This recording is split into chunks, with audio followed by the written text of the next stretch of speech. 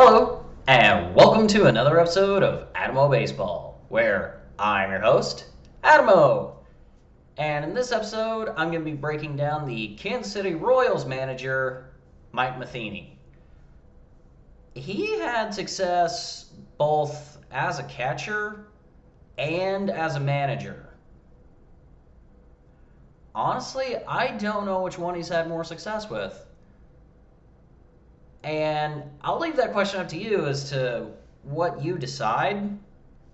I always knew him as a catcher for the St. Louis Cardinals growing up, and I was aware that he played with the Giants for a couple of seasons. I thought it was just one. Turns out it was about a season and a half. But I didn't know that he didn't come up through the Cardinals system. And he was a Cardinals manager, which I'm very well aware of. There was one detail I got wrong that I was completely unaware that I got wrong. I'm glad I now know that. And I definitely look forward to doing the deep dive on this one. Admittedly, going into this, I didn't know which AL Central manager I was going to do next, because last week I did Rocco Baldelli, and that one was pretty straightforward. Some of the research needed to be done on its own, but then again, there wasn't really anything controversial with him. The rest of the AL Central managers, however, it's kind of a different story.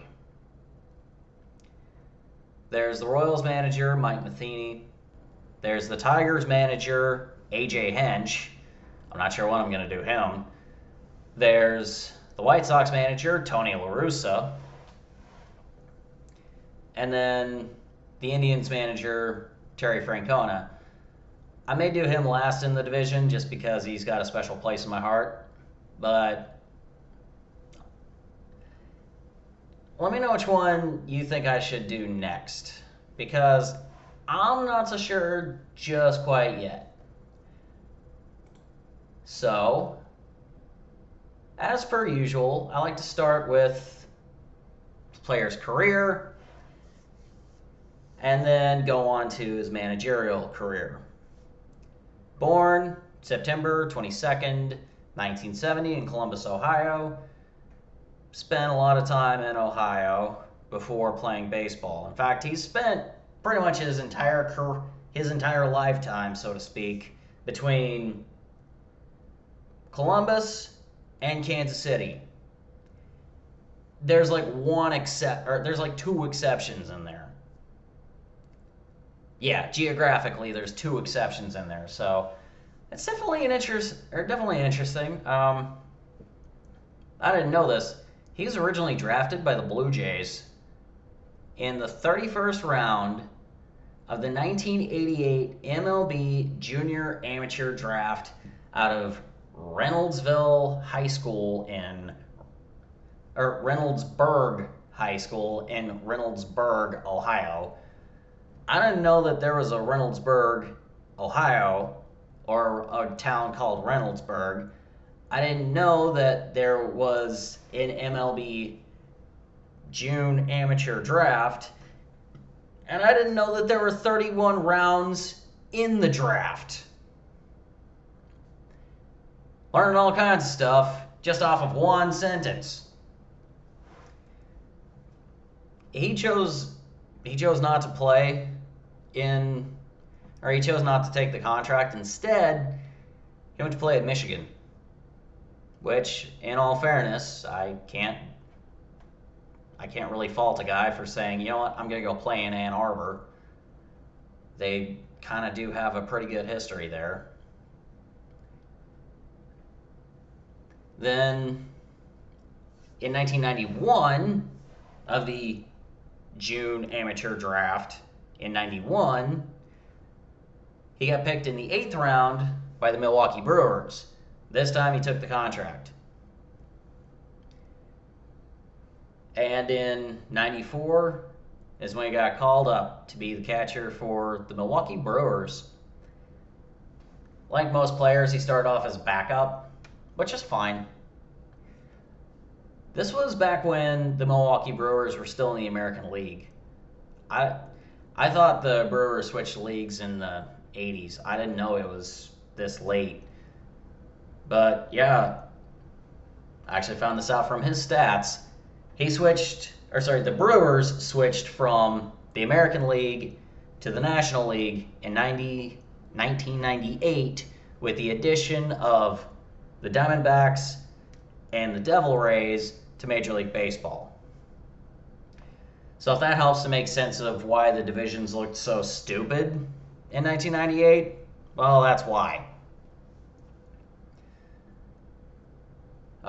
95 was his rookie year, so to speak, and well, that's because he played 80 games and had enough plate appearances to qualify.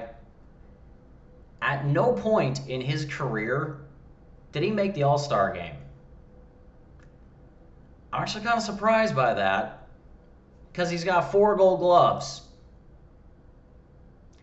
As a catcher with 4 Gold Gloves, you usually expect to see them at the Midsummer Classic at some point.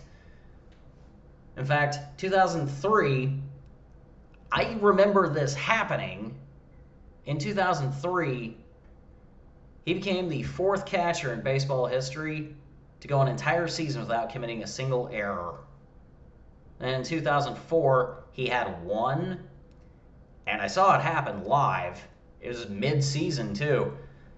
It ended up being ruled a team error because he was trying to pick the guy off at second base, threw it to the bag, but no one was covering. Both the shortstop and the second baseman just stood there. So it ended up counting against the whole team. But he went a season and a half without committing a single error as a catcher, which that's just ridiculous. He's not the best hitting catcher. Lifetime, he only hit .239. But then again, for a catcher, it's about what you hope for. No one's really going to get too upset if you can do that. As a Brewer, he really didn't hit particularly well. He was definitely one of those guys that you put towards the bottom of the lineup. You're not putting him second or fifth. Name one catcher that is second. I can't. So it looks like he got traded to the Blue Jays, or he just signed with them. But if he did, it was only for 1 season. That was '99. He only played 57 games with them. And frankly, he didn't do that much. Usually, as a catcher, if you're only playing in about a third of the season, it's probably because you got hurt, but there's nothing on here that indicates that, so I really can't tell you why. From 2000 to 2004, this is when I remember watching Mike Matheny growing up, because this was between ages 10 and 14. It also happened to be, 3 of his 4 Gold Gloves happened to be in this 5-year time span. He played less than I thought he did. 03, when he only had the 1 error, he played 141 games, which, as a catcher, that's not unusual. But the other 4 seasons, he played between 110 and 128, which is not particularly common, especially since his hitting stats were actually better.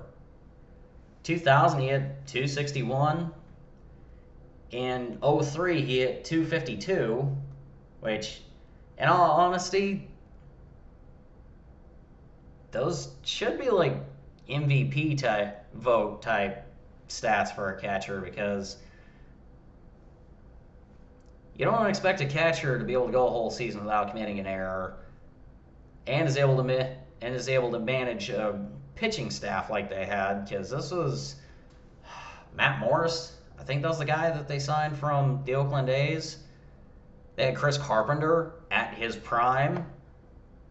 This was before Adam Wainwright. But they had a few guys in that pitching staff, and Mike Matheny knew how to handle them. In the 2004 season, that was when St. Louis went to their first World Series since 1982. No, since 1991. No, 87.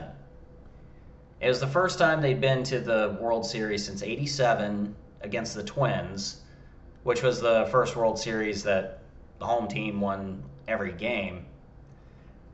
04, the Cardinals had the best record in baseball that year. I think they finished with 104 wins or something. Like, it was over 100. They were one of the only two teams that year that had over 100 wins. Problem for St. Louis. It was Boston's year. And, of course, Mike Matheny was the starting catcher for every game for the St. Louis Cardinals. 2001, they made it to the playoffs. So he got to play in the playoffs. St. Louis did make the playoffs as the division winner in 2000, but it doesn't look like he was playing for some reason. In 2001, they had the misfortune of playing the Arizona Diamondbacks in the division series. The Diamondbacks won the World Series that year and ended the Yankees dynasty. 2002, St. Louis actually made it to the National League Championship Series. And they got killed by the San Francisco Giants. Because, the pitching staff for St. Louis was really good. They just got wrecked. But the Giants lost in the World Series that year to the Angels. That is what it is. He didn't play in the 03 playoffs. He must have been hurt. I think this was about the time that Yadier Molina was starting to come up through the Cardinal system. So they may have been more or less ready to move on. At least whenever Yadier was able to get the call. Then in 04,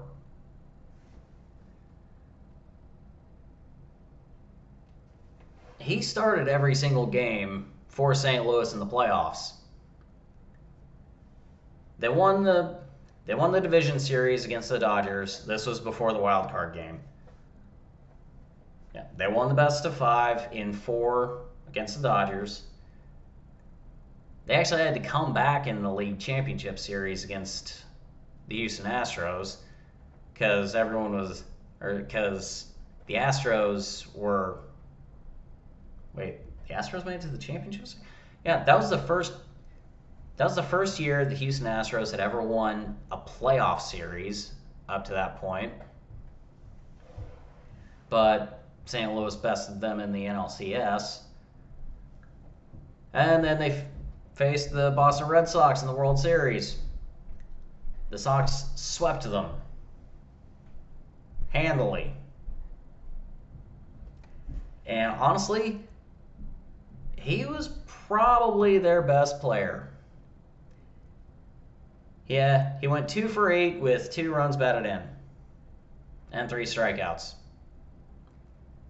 That Red Sox team wasn't messing around. They had been embarrassed for 86 years. They were ready to just get that victory. And that Game 4 would be the last game that Mike Matheny would play with the St. Louis Cardinals. And while he spent the same amount of time in St. Louis as he did in Milwaukee, he's mostly known as a Cardinal, if for no other reason than just being able to play with, or just how well he did with the glove. And the fact that in 2003, he didn't commit a single error. Not a lot of players can say that. And up to that point, only 4 catchers. I don't know if there's been a catcher since that has succeeded in that realm.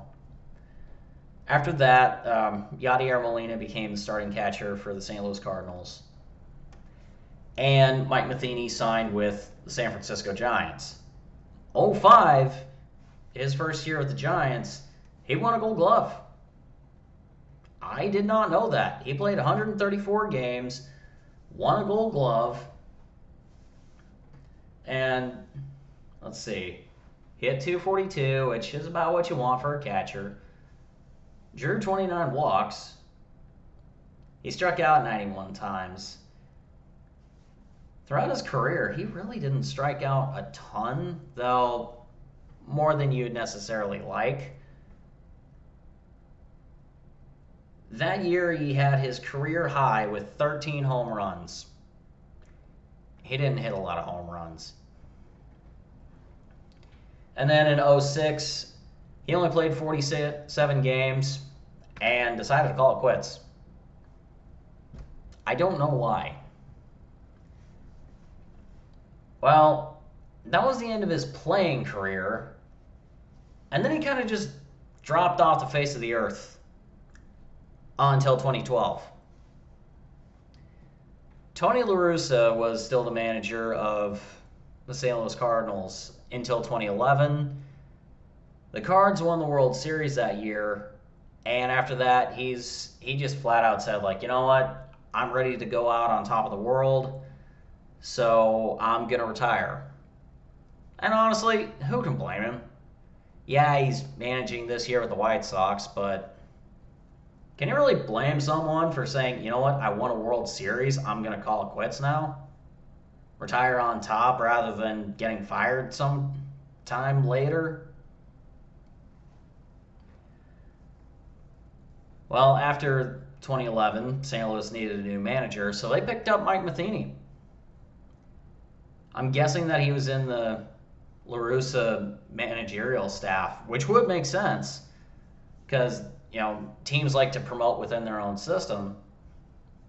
And because he was known as a St. Louis Cardinal for all those years, it makes sense that Mike Matheny got hired by St. Louis.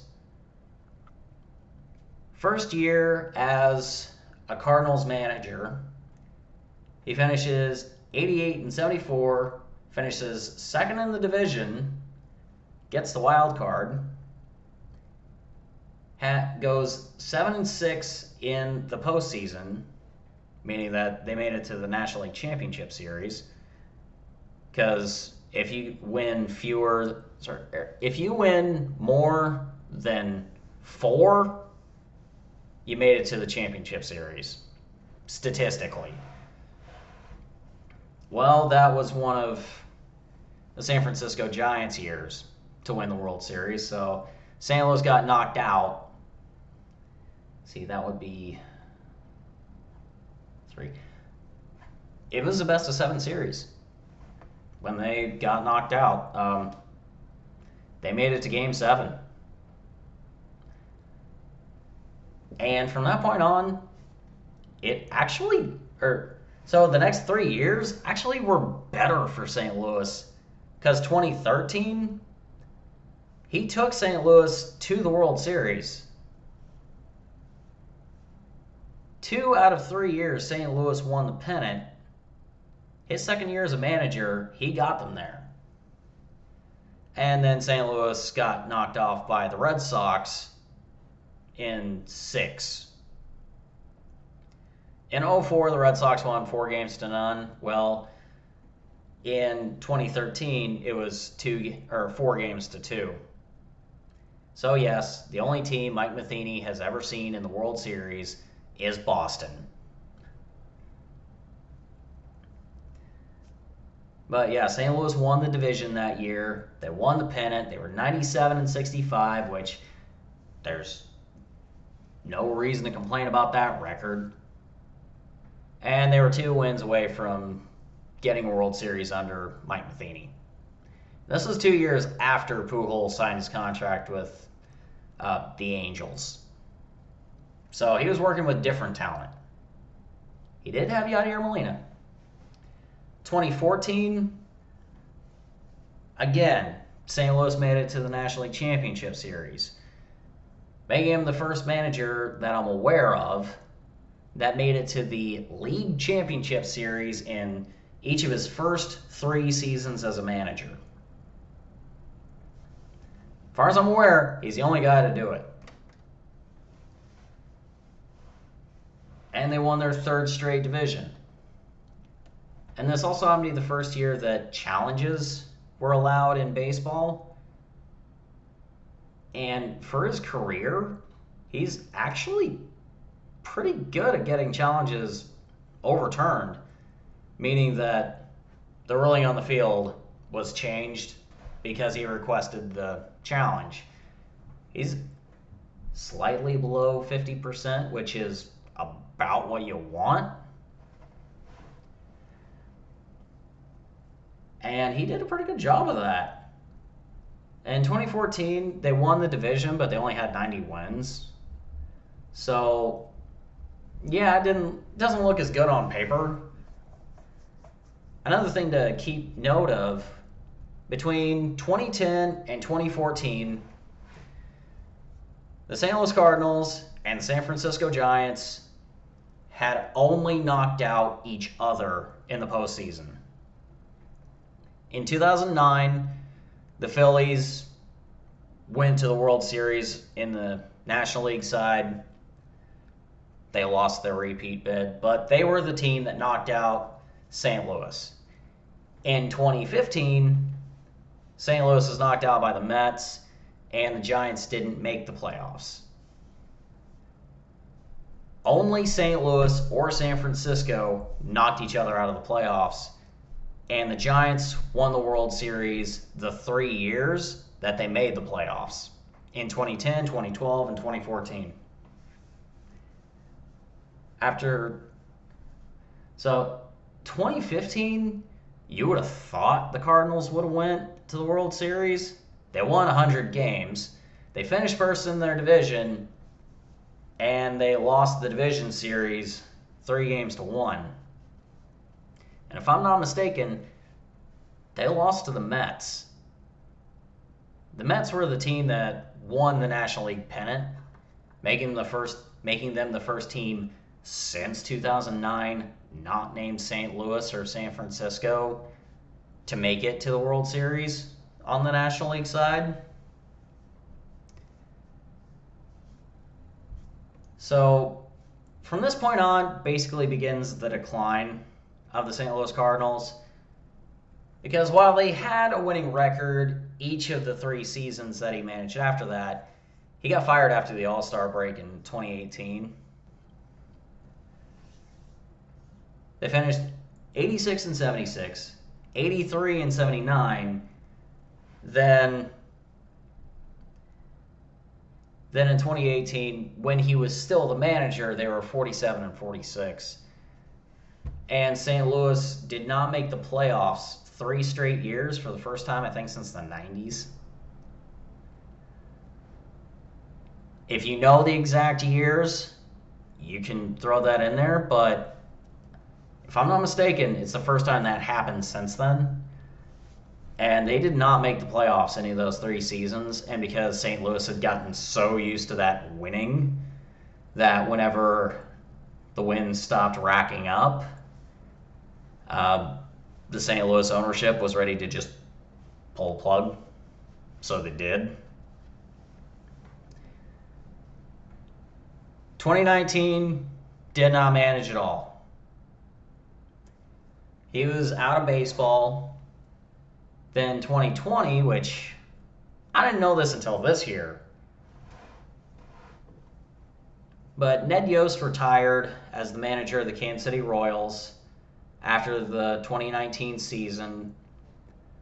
He's the most successful manager the Royals had since Whitey Herzog, not Whitey Ford, Whitey Herzog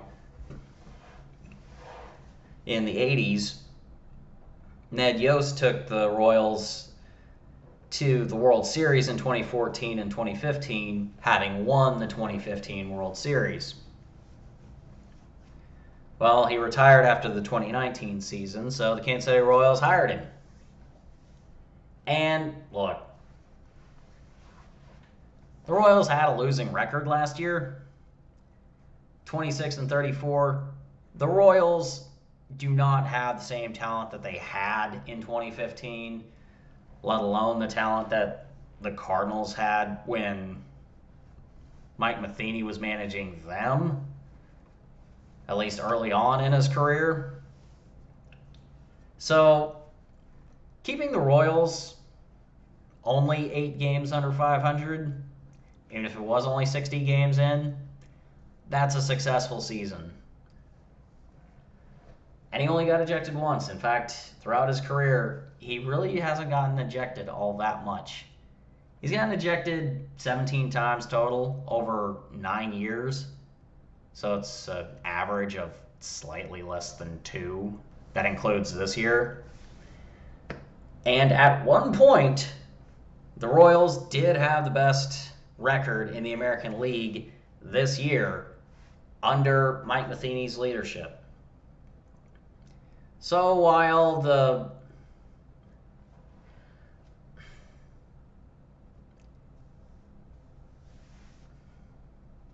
can't remember where I was going with that. So while they're not as good right now, he managed to make a team that really shouldn't even be sniffing the playoffs, at least in the hunt for a while.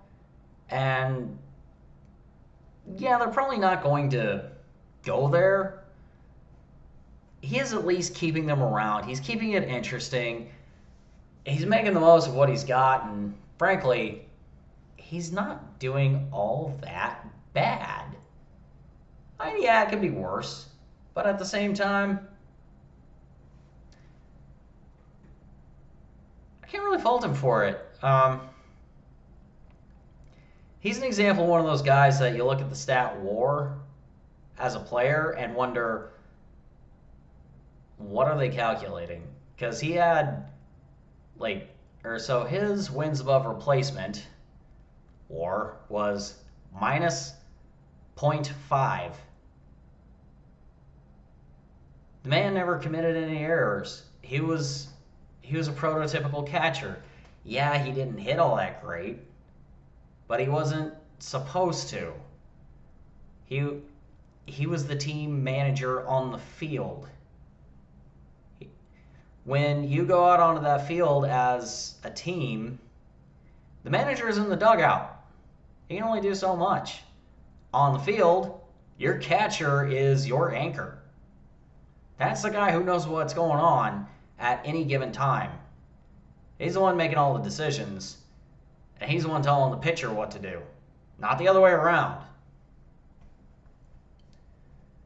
So that WAR is just dumb. Yes, he was replaced by a better catcher, but Yadier Molina is one of 2 catchers in baseball right now that I can say is probably going into the Hall of Fame one day. There's only 2 that I can definitively say that. Yadier Molina and Buster Posey. I can't think of another catcher that can do that. Outside of those 2, I can't think of that. And yeah, he was replaced by a better catcher. But that's because Yadier is just good, not because Matheny was bad. And then as a manager, I'd be proud of having his accolades. No, he doesn't have a World Series ring. He's also been to 2 World Series. He's been to 3 National League Championship Series. He's been to the postseason 4 times as a coach, as a manager. And I think that not this year, not next year, but in the next few years, he actually could get the Royals going in the right direction if he continues to build. We don't really have any evidence as to how good he is at building an organization, or necessarily sustaining an organization. But we have seen what success he can have when given the right tools. Let's see if he can make his tools work for him as a Royal. The the way he did as a Cardinal. If you agree or disagree, you let me know down in the comments below. Or if you're listening to my podcast, come on over to my YouTube channel, comment below. With that being said, thank you for listening. Cheers until next time.